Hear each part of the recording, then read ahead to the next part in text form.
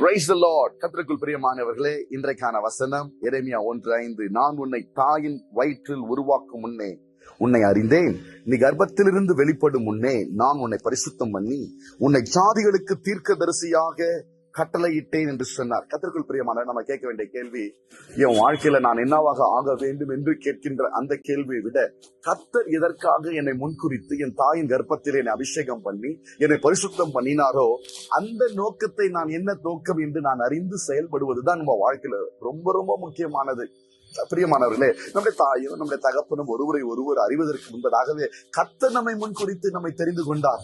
ஆகவே காலங்கள் கடந்து போன பிறகு, ஆண்டவரே நான் என்ன ஆக வேண்டும் என்று சொல்லி நாம் ஒரு கேள்வியை ஆண்டவரிடத்தில் எழுப்புவதை விட, ஆண்டவர் நமக்காக வைத்திருக்கிற அந்த ஆதி முதல் வைத்திருந்த நோக்கம் என்னவென்று நாம் ஜெபித்து அறிந்து கொள்வது, அதிலே நம்முடைய கவனத்தை செலுத்துவதும் மிகவும் அவசியமாக இருக்கின்றது.